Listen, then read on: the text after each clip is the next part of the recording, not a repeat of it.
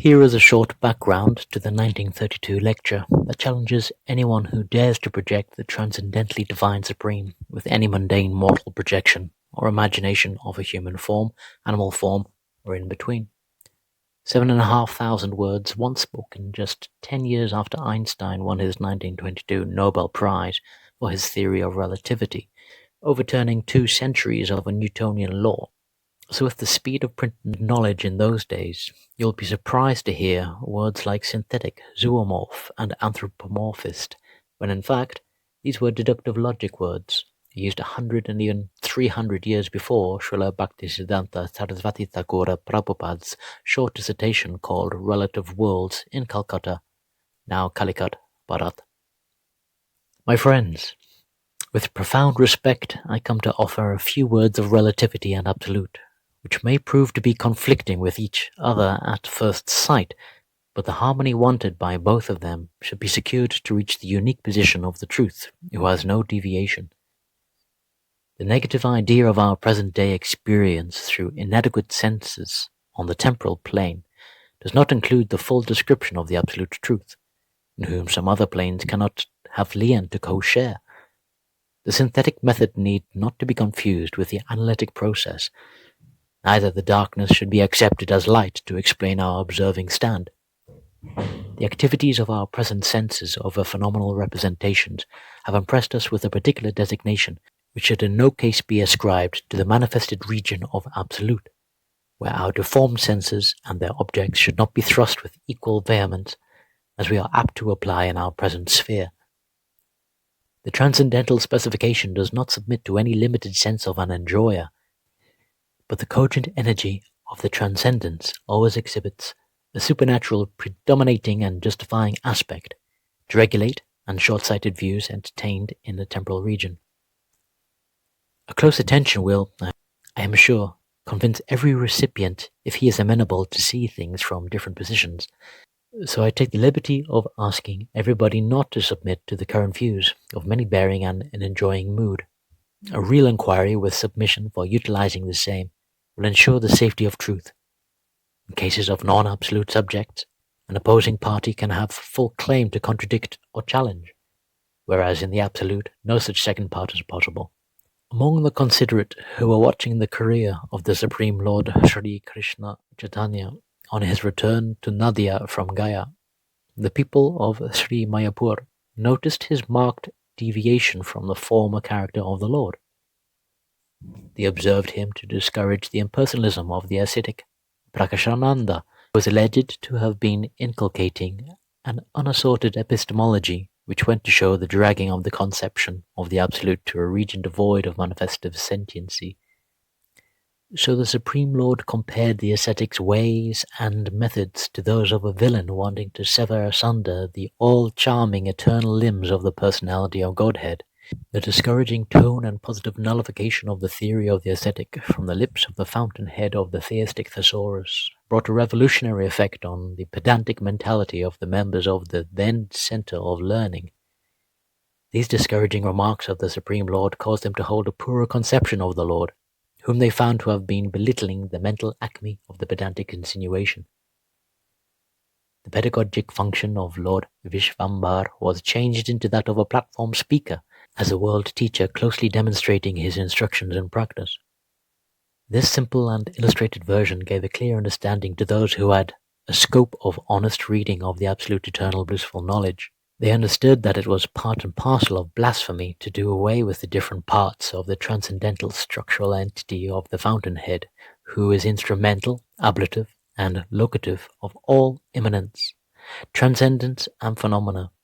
The disclaiming of the spiritual aspect of the absolute had done a great mischief in the cosmological enterprise of tracing the genesis of phenomenal existence. The sensuous speculation of the phenomena made them confident of their advancement in the search of knowledge in the alleged thesaurus. The impersonalists have found facilities to explain by a suicidal commission the amalgamating of the 3 manifested positions. The relative observed among sentient and insentient phenomenal things shows qualitative indifference among them. The relativity observed among sentient and insentient phenomenal things shows qualitative difference among them. whereas among the sentients, the distinctions are traced by the rhetoricians in 5 different connections. The esoteric interpretations of sentiency are more or less associated with the insentient, as their conceptions are drawn from the mundane concrete, so they cannot be strictly relied upon as being free from the contamination of a foreign opposite element. The quantitative as well as qualitative features have participated a good deal in the discourse on relativity of knowledge. The Supreme Lord, during his associations with the members of theistic society, planned an idea of proceeding to the den of impersonalists at Benares, where he could meet all who had proselytized themselves as subscribing to the erroneous views insisted by Prakashananda, at that time the head of the so-called monastic community. In order to do so, he also thought that he should pose as an ascetic of their order, who could influence the members of their pedantic society, despite their hollow arrogance. The 4th order of life was considered as the civic guardian of society. The Lord wanted to show himself as an ascetic to attract the attention of all, instead of being received as one of them or less in their comparative vision. Though the Supreme Lord underwent the different stages of life, he exhibited the highest position of the 4th order by not adhering to the rigorous regulations and privations, and by not abstaining from dancing, singing, and playing with musical instruments, which are essential relativities of the transcendence. Chapter 1. Perplexing Questions. In all the manifestive stages, distinction and difference have the upper hand in distinguishing from the rest, and differentiating from unique conception of the Antiga. In other words, the quantitative and qualitative relations are established where there is a converging reference of all the diverse causes. In the theme of relation, we find the necessity of numerical difference, as well as the distinctive features. The conception of the Antiga whole is held prominent. In both cases, relation is the essential factor, which can never be avoided by a knower in his activities on other 2 planes. The word difference is taken up in our synthetical view of qualities, and the word distinction in the analytical view of tabula rasa. If we require to get rid of examining the distinctive and differentiative view of a particular subject, we can get rid of the relativity of knowledge. The 3 distinctive locations are ignored to dismiss the idea of space, and differentiative mood, when neglected, would drive out the factor of time in the entity, as differentiation presupposes the relativity of time. The synthetic method, adopted to eliminate the relativity or to remain indolent to view the perspective absolute, may, to some angle of vision, appear to he successful, and it will hover afterwards to fix its position in indistinctive or undifferentiated monism. These perplexing questions were asked of the Supreme Sri Krishna Chaitanya at Benares by one of the retired principal ministers of the King of Bengal. When there was a quest to know the true position of relativity, the renunciating attitude of the monist was exposed by the instructive reply of the unlimited thesaurus. The delineation by full knowledge of the scope of non-cooperation with mundane relativity gave us the occasion to survey the true manifestive plane of transcendence, apart from the impression of the degraded mundanity. Though the indolent mentality posed its stuporous standpoint of getting rid of relative blissful knowledge, there is a qualitative relational difference between the transcendence and phenomena, so relativity cannot be ignored. If such temper is maintained of establishing the undifferentiated non-distinctive unit, the rationalist school would not set so much value to their posit. The undesirable imperfection observed in the temporal relativity of nature should not be carried to an unknown region where there is no such anthropomorphic, ephemeral, defective welcoming. The weight of such measuring temperament, and to ascribe the same shortcomings in the transcendence, would prove too heavy to be carried by the feeble porter with mundane relative reasons. Moreover, there is no warranty of exact dovetailing in the transcendental vacuum. Our imperfect knowledge is now captivating with the mundane horizon, and we earnestly crave a release from the prison walls of unwholesome relativity. That experience will necessarily lead us to conclude the desirability of non-cooperation with finitudinal relativity. But when infinite relativity is talked of, we should not ascribe any defects of finitudinal reference, as per our experience here. To curtail the extension of mundane relativity, we may proceed to immanence by minimizing our sensuous activities, which are the measuring instruments to dispel our ignorance, by removing the opaque barrier, If we trace out the cause of renouncing mundane relativity, we will prefer non-relative hallucination to give us the facility of vanishing such functions. The measuring instruments, or in other words, senses, require to be stopped artificially to remove our inspection of temporal or phenomenal existence. But this would not preclude us to remove the transcendental, irremovable, eternal existence from our inspection. The Supreme Lord did not confirm the impersonal phase of the fountainhead of nature and eternal supernature, but targeted a long track which we should adopt in our sojourn in this temporal world, as well as in proceeding to the transcendence. He did not prescribe the short-sighted policy of non-cooperation with perishable limited things of this world, but instructed to utilize them in the proper direction to get our desired end. Our reliance on petty reasoning of mundane relativity would show a stuporous temperament to receive the transcendental truth unexplored hitherto by our defective oral reception, but a lucky moment would give us an accidental opportunity for paying a little more attention to the remedy volunteered to serve as the greatest relishing source for a thirsty soul. Too much attachment for any limited thing will deny us the facility of extensional gains.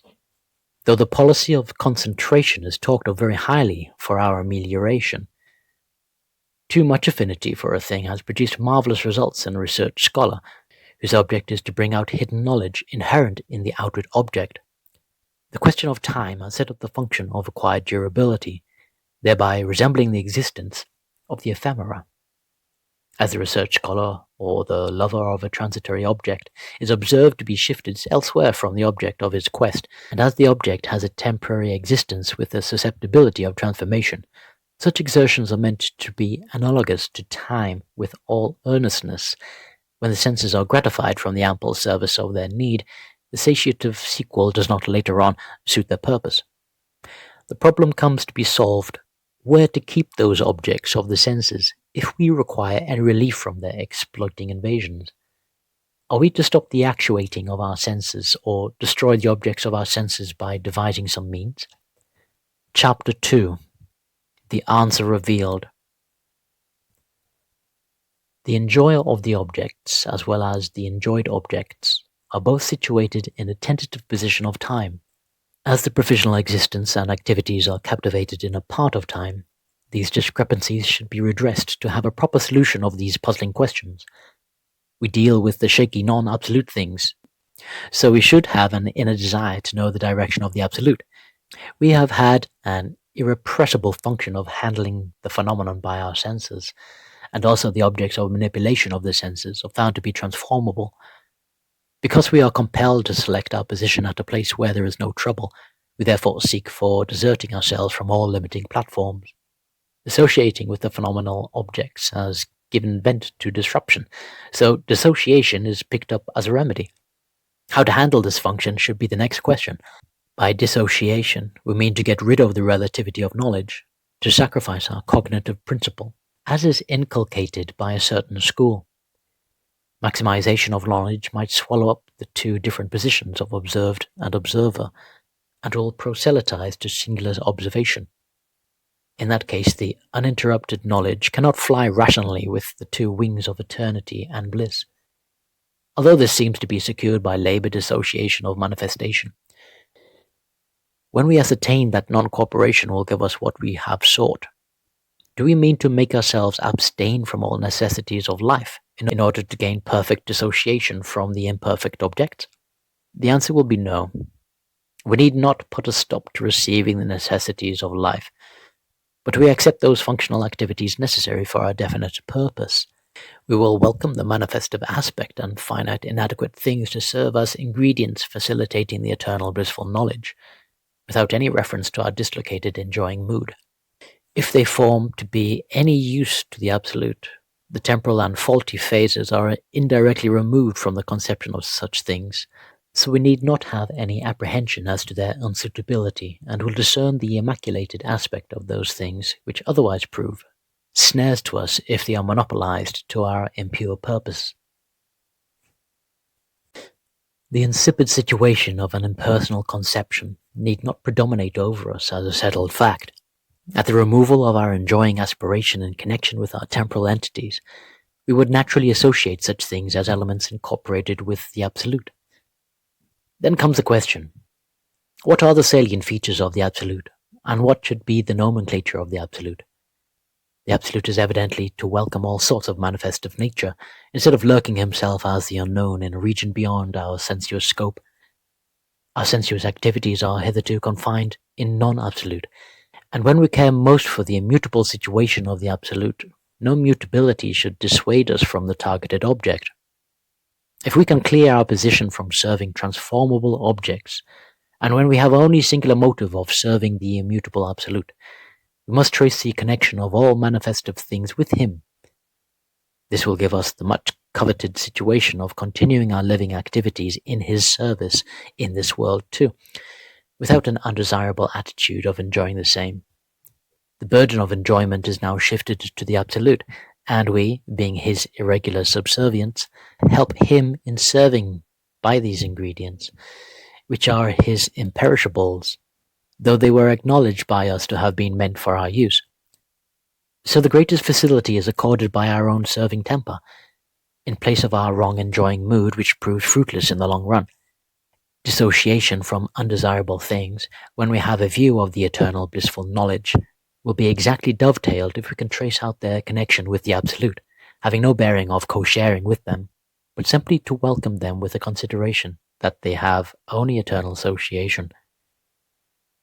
We meet men who cherish the view of dissociating themselves from all manifestive features of phenomena in their would-be emancipation, and who would want to deprive them of their utility in order to gain the full scope of impersonation. They are found to non-cooperate with the earthly phenomena under the apprehension of having been entangled with such association. As they have no knowledge of their self, or have misguided conception of self, like a cow mistaking under an old apprehension the red clouds as flames of burning fire, they want to flee from the very nature of their transitory perspective aspects of the phenomena. The failure of true detection compels them to exhibit their diffidence of accepting the wholesale manifestive nature of even the transcendence. They want to carry their defective impression to the transcendence, considering the transcendental region to be identical with the prison of mundane phenomena. So it should be a matter of grave consideration whether to show our back to all aspects, by turning ourselves to follow the undifferenced monistic phase of the Absolute. The view of the transcendental subjectivity in our present activity is more or less misunderstood, so to get relief from such erroneous impressions, we must not neglect to utilize everything, as far as possible, for the service of the Absolute, and must not participate in the views of miscarried decisions of the impersonalists. If we do not do so, we will class ourselves among the imprudent. 4 years after his meeting with Raya Ramananda in the early part of 1516, the Supreme Lord, as an ascetic, met Sanatana Goswami for the second time. The latter asked his master to enlighten him regarding his own self, and the threefold troubles he has to meet during his journey of life. The Lord taught him that the human souls are eternal Krishnas. They have originated from the borderland energy of Absolute, Sri Krishna, with the neighboring dominions of phenomena and transcendence on two sides. The subservient souls, being simultaneously associated with and dissociated from the Absolute, are themselves no positive substratum, but merely distinguished from the Absolute by their quantitative designation of energy. Forgetful of their true situation, they are susceptible to isolate themselves by enwrapping with foreign quality from the Absolute, whereas they have the same quality as the Absolute, with a magnitudinal variegated position. This very transcendental Absolute truth has disclosed the twofold aspects of relativity reigning in the temporal mundane sphere, as well as in the transcendental eternal plane. So the question of relativity is to be treated in these two aspects independently, without subscribing to opinions of impersonalists, who have no other treasure to explain away the phenomena in derogatory situation. On the western banks of the Ganga, close to the Panchanada bathing ghat, the retired administrative authority welcomed the transcendental description of full knowledge. It was never confined to the empirical activities of the learned renunciators, including Parakshananda Sarasvati, who was inculcating avoidance of mundane relativity of knowledge. His high-sounding pedantic feats were properly cowed down by the master, who posed to be a member of the impersonalistic school, the band of impersonalists who were known to have gained the civic guardianship of India from time immemorial, got the impression of the ever-immutable, undeviated relative knowledge. Sanatana showed himself as if busy with philosophic discourses by his external activities, and was posing and securing knowledge by participating in the views of empiricists. Not only did he exhibit the opportunity of audiencing the transcendental narratives of the different manifestations of the transcendence himself, but the positive view can also be secured by the honest followers of that great sage, who will show a sincere aptitude to be associated by following absolute delineations. Chapter 3. Mundane Relativities. Here, friends, I shall consider mundane relativities. Words are different sounds to indicate different impressions of things, and they have qualitative value to prove their entity. When there is a singular significance and no variation, the language would determine the particular conception by the word absolute, who has differentiating aspects from relations which carry a deviated idea of the absolute. When numerals form to bring out differenced realization, we are obliged to go astray from the absolute. The very application of relation can only be possible when these different items are introduced. Relation is the connection between two or more objects, whereas there is no lien of introduction of relation of one integer. Relation is comparative value, but in the case of the absolute, the varieties of the objects are not traceable. The relation between two or more has two aspects. They have either harmonious position among them, or are at loggerheads with one another. The scrutinizer has the function of determination, but in the case where there is no observer, the different numerals have no occasion to establish their existence, though they may have a subjectivity of their own. It depends on the predilection of the observer to decide whether the tie of observation between the sight and the seer is acceptable or renunciable. Only as a third person are relations between two other seeable objects traced. Sometimes relations are not truly conceived by the observer through his different senses from the particular species of community. When the majority of the members differ from the particular view of one of them, they brand such affairs as an outcome of vitiation and error. At this time we observe the different predilective moods of different observers. This has given rise to contending solutions of relative observations. In order to pacify these conflicting conceptions, we adopt insipid exploitations for the purpose. Elimination of different attributional conceptions sometimes compels us to resort to the substratum where no relation is wanted to delineate the particular positions of differentiated objects. We have heard of different potencies that enlighten our conception of differentiating things. If we require to eliminate the potential quality of a particular thing, we make inert all the objects where there is no occasion of determining the relation between them. We cannot conceive an object without its color, attributes, and functions. So the qualities are the significant elements to see the relativity between the objects. The observer has got a power innate in him to pose himself as an observer, owner or possessor of such functions. This sort of owning or temporarily possessing can have a pacified position which may cease in the worker if he is enforced as stuporous. The mind is the conductor of the senses. The senses get their field of work in limited objects or phenomena. Our stock of physiological knowledge has not yet furnished us the location of the physical entity of the mind from matter or motion through such stuffs. We cannot avoid the subtle impressions of figured objects which are made up of matter, so, in our attempts to secure knowledge, a contamination of grossness or subtlety of phenomena is inevitable. The knowledge of limited things, as picked up by our senses, should bear along the impression of relativity with other things, so empirical knowledge should have no propriety to pose as unalloyed impression of the non-shaky object. The indolent mentality often encourages us not to meddle with perishable positions of different objects, but to keep ourselves quite free from such associations. Our senses are often found to welcome things according to their own predilection, and such taste is imbibed by the association of their nearer friends. As we are endowed with the head of senses with all paraphernalia, we have no other alternative but to stick to the relatives of the knowledge of the world. Though we might have a promising prospect before us to reach the absolute, mental speculation will give us the facility of deciding that the cessation of mental work with the dismissal of the phenomena may facilitate a suicidal commission, and that the final goal should be discerned as the absolute, without any tinge of relativity experienced through the senses. The relations of this world can be ascertained by multifarious mediums which are reciprocal securities in the laboratory of inspection.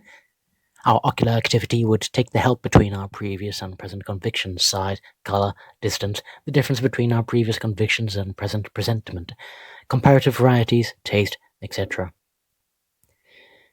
Those will serve as ingredients facilitating to trace out the relative merits of our seeable objects. The ear will determine the magnitude of vibration from our sonorous or harsh, discordant gradations of sounds.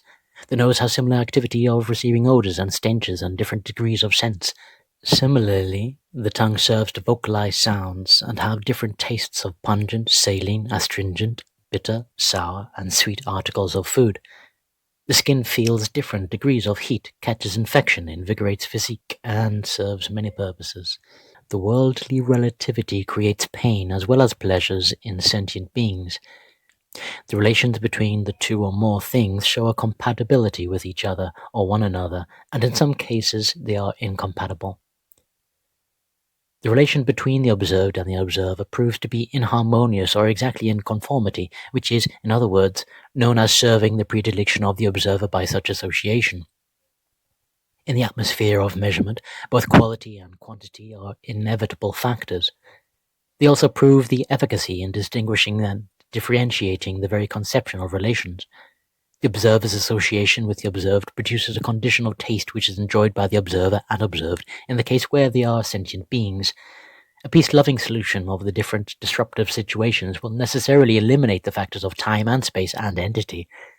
This will simply annihilate the temporal relativity of the mundane sphere, so the question of selection or rejection ceases when annihilation is effected, and this could necessarily reconcile the unpleasant sensation of relativity. This is, in short, dear friends, the position of earthly relativity. Chapter 4. We now proceed to say a few words on Transcendental Relativity. Hitherto, we were noticing the question of relativity in phenomena, which has the intermediate position between immanence and transcendence. The usual tendency of rubbing out the relativity in the immanence or in the transcendence is observed to gain the supremacy in the two positions. The immanence and the transcendence would have no manifestation which is considered as the conspicuous feature of an insensate observer. The imperfect manifestive world does not want to supplement the inadequacy by the extension of appropriate relativity. The phenomenal observation has decided to eliminate the relativity on the basis of imperfection in the two wings of immanence and transcendence. The solution of the extension and unusual curtailing tend to verge on relativity, which should be no factor in the conception of different situation from phenomena.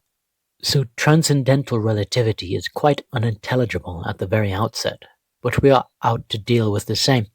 Is transcendental relativity irreconcilable by the apparent contradiction, or can these two have harmonious affinity? The absolute craze for a singular situation where no relation could find place in our mundane reason. We need not be disturbing the absolute by accompanying anthropomorphic suggestions when we talk of the absolute, who is quite different from the views entertained by mundane relativity. In the mundane sphere, we are the judge to accept a particular view, though we are sometimes forced to change our views by unexpected revelation of hidden truths. Our analytic exertion may give us some hope of entering into the particular details of the absolute by a synthetical method. The synthetic method has been observed to suit best in the inspection of phenomena, but in the absolute, no synthetic method can work out its way, as the word absolute has monopolized as an autocrat, not to allow any plurality which would have a conflicting situation. However, the absolute may show us some delineative manifestations which will permit analysis of the absolute. Why should we deprive the absolute of his eternal manifestations by our approaching? The rationalist would shudder at the very thought of an inspector of the absolute. He will then pass a quarantine to the observer when the absolute becomes a part of the whole, which is going to locate the three distinctive positions, as are often found in the phenomena. The objector will not allow us to transcend the phenomena, keeping his existence, which in his view is one of the components of phenomenal existence. Our present conception is so concretized with perishable materials that we cannot differentiate the absolute from mundane pieces of perishable matters. The absolute in our present view cannot have manifested entities, and we are prone to confuse the interpretation of the absolute with non-absolute, to the elimination of plurality. The plural phases of the absolute should not have any reference to mundane manifestation, except by a resemblance of the seeming features we observe through our senses. The absolute entities should never be identified with the mundane transformable enjoying position through our errable senses, but entities who only have engagement with the absolute or inerrable. even in this mundane world, having connection with the Absolute. Though the seeming conceptions have similarity, both in mundane and transcendental worlds, still they have a distinctive reference of the question of temporal and eternity. All mundane conceptions have a differentiative aspect between the exoteric and esoteric comprehension of the thing. The factor of immanence is involved. In the Absolute, there cannot be any trace of this bifurcate position. The immanence and the phenomenal conceptions are identical in the Absolute, though possessing different phases and different units, peacefully conglomerated without any disruptive situation of the mundane atmosphere. The unspeakable extension of the transcendence, though observed in the phenomenal view to have stopped all sorts of variegated positions, still maintains a resemblance of manifestive nature, and this transcendence has analogous relation, just as phenomena to immanence. The seeming feature which is considered as exoteric inspection of phenomena becomes a subconscious element of things, whereas transcendence has a full conscientious eternal conception by a spark of Absolute, an unconditioned soul who is free from the phenomenal clutch. The factors of matter and spans of time serve as infinitesimally small esoteric reference when we speak of the full-fledged eternal transcendence. The transcendent has scaled up this time from the cubical expansion to the entities of higher dimensions. Persons who are inured to talk much of matter and entangled with the physical liability may, by their limited conception, impede their course of investigation, and would naturally tell us that such a view of transcendence has come out of the factory of phenomena in enjoying mood. But we would not encourage them to be so audacious as to exercise their crippled senses for decisions of viewing higher things.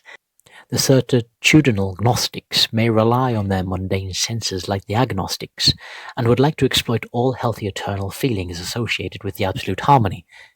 The working of these two entities has played agreeable and disagreeable parts in their present land of transformation, but in the transcendence there is no question of disagreement between the eternal entities, who have no susceptibility of being inharmonious to one another, and so the transcendental plane has got an absolute value which cannot admit the deformities of an anthropomorphist. There's no occasion of a black and undesirable sight, as we can prefer the admissibility of a challenge. No foreign hallucinative ideas could be ushered into the manifestive phases of the Absolute. Our present senses require regulation by the transcendental associations which will give real value of the Absolute, instead of a contradictory value from the deformed, perishable relativities. The question comes, then, that the impediments of opaque quality of vision, of the inaudible sounds of our oral reception, of the insidious tastes or unpleasant smells, and of the defective dermal conception of external things can have no trace in the transcendental Absolute. He has a distinctive character of transparence, continued auricular reception, exceptionally fine inebriating fragrance, tasteful dishes for ingressing purposes without any defects of egressive easements. He has soothing without burning sensation or any sort of unpleasantness of any mundane sense, but has senses that are made up of transcendental Absolute. So there in transcendence, all sorts of incongruent phases are continually crammed in whenever such entrance is pressed through the mouthpiece of Gnostic exertions. The nature of phenomena has a similar nature of transcendence, save in the eclipsed view of the eternal manifestive blissful emporium of extended Gnosticism. The impoverished phase of the excellent aesthetic culture cannot have a comparison with the transcendental sublime beauty of the acme of the Absolute, but the most welcoming different values of the reciprocity of our transcendental senses cannot come to the mundane situation. A mundane empiricist would consider to break his limbs in his long jump to the transcendence, but he can have such a long jump only if the transcendental agent injects him with the super-excellent, cogent, non-shaky quality of comprehending the entities of higher dimension, which are above all worldly material range. There we find inconceivable majesty, cogent potency, acme of prestige, fame and honor, beauty, all-sided prudence, and dissociative faculty from perishable existence are concentrated in the Absolute, with a manifestive nature devoid of undesirable sensual experience. This super-beautiful Gnosticism will be found identical with the transcendental love, and the Absolute entity should have the unalloyed, eternal blissful existence of pure knowledge, who can accommodate all undesirable conflicting situations in the most coveted eternal harmony. No negative situation of the transcendental Absolute, possessing all eclectic features, can be attained in the transcendence. The relativities of the sentient world have a very strong footing in the transcendence. besides an eternal treasure house from which mundane eclecticism could emanate and stand. No pneumatologic exertion can give us relief from the association of enjoyable things, which in their turn trouble us in our present sensorial play. But this has shown a similar feature of the manifest of Absolute, though in a crippled form. Our rhetoricians intercede at this stage to reconciliate more or less the conflicting nature of two manifested planes. The relations here tend to bring in transitory love, but whenever any undesirable feeling disturbs us, we hasten to resort to an immaculated position. The innate impulse in us always seeks for a desirability, and when this taste is troubled, we are found to hallucinate for an insipid situation, checking all the manifestive phases. Chapter 5. Service to the Absolute. In the Absolute, we cannot have any undesirability, owing to the defective existence of varieties. The predominating aspect is to enjoy from the objects under his jurisdiction. In the mundane world, we have endless numbers of entities known as predominating aspects to suit the purpose of endless numbers of such predominated aspects. This relationship, both in the relative manifestation as well as in the absolute manifestation, has resemblance to enable us to trace the original position in the absolute, where knower, knowledge, and known are not to transform, neither to shift their position by some other outward agency, space and time, as well as individual activities prove detriments, whereas we have not carried any such defective and undesirable nature to the region of transcendence by our anthropomorphic exploits. The dissimilar feature is only traced in the singular position of the predominating part of the transcendental manifestation, without any interruption of the different manifestive entities of the predominating aspect, except the rapturous position that emanates out of the conflicting situation among them. The Absolute is the consort of the spouse. He is the son of the subservients known as parents. He is the only object of friendship of all friendly entities. He is the master of all the dependents, and is the only manifestation of all neutrality. The Absolute exercises his prerogative influence over all the manifestations, who are but reciprocally emanated of his pastimes. There is no occasion of any dissension that could create any disturbance, not in conformity with the absolute volition. None of the entities could lurk from his visual range. None of their sonorous sound can keep itself away from his oral reception. No pleasant scent can resist his nasal enjoyment. No relishing feature could impede his tongue, and no heat or cold could claim to stand against him. As our position has assured us of our subservient situation, no monistic method can lead us to shake us off our innate eternal service to the Absolute. If we can target our position as an infinitesimal part of the same, the ethnic method will never be justified in lapsing ourselves in the Absolute with an hallucinative cognition of identifying ourselves fully with the Absolute. Could we do so, we might not have been captivated by our senses. The suicidal commission of annihilating our differentiable impoverished Gnosticism, our prudence will never be immaculated if we pose any phenomenal position. So the Supreme Lord has told us to minimize our selfish entity in this world, instead of maximizing ourselves fruitlessly to become identical with the entire Absolute, which is never our own position. We are transcendental, different, atomic phase of the Absolute. So we need not be masqueraded by worldly transitory garments of limited space, time, and non-absolute individuality. Our mental speculation has been found to discern the two positions of the planes where relatives could be fledged or checked. But when we speak of unvitiated knowledge, free from mundane sensorial world, we need not carry the zoomorphic or anthropomorphic imprudence to manufacture things, instead of approaching the eternal manifestations. Mutilation or mutation may have some lien in the world phenomena, but there is no possibility of offering a jerk so as to shake the absolute position of the transcendent. Hence, we need not confuse mind with the soul. The soul is never disturbed by phenomenal invitation, which has incremental or decremental associated value. Absolute reserves the right not to come under the jurisdiction of the sensual world. So the rigors of phenomenal experience would not be imposed in the eternal manifestations. The Hellenic and Hebraic dispositions should not occupy the transcendental atmosphere, for they are serviceable for our purpose here. In the personality of the Absolute, mention of conflicting thoughts, which are the outcomes of mental exploits, would not predominate over the Absolute, as was the case with our mental scope. Savants of different ages and different countries have formulated by their exploits many a scholastic view, to set right according to their whims the epistemological and cosmological questions, which have very little value when realization of the Absolute finds its play in unalloyed souls. The transcendental pastimes of the Absolute with the human souls are eternally to clear their position from the mundane atmosphere, and no amount of the temporal and local objective reference could stand as a check to regain the eternal functions of their senses.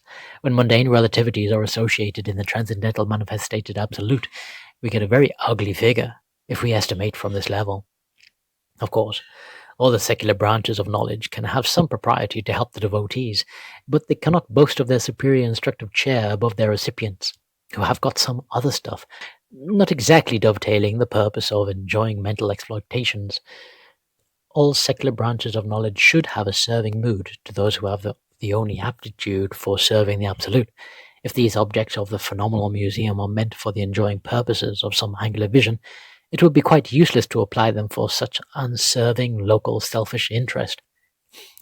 The Supreme Lord Sri Krishna Chaitanya, who is known as the very fountainhead of all love, has chiseled all high and low conceptions of temporal things by his eternal transcendental chisel, in order to have a loving eternal plane, free from all sorts of crutches and their irregular rationalistic exploitations.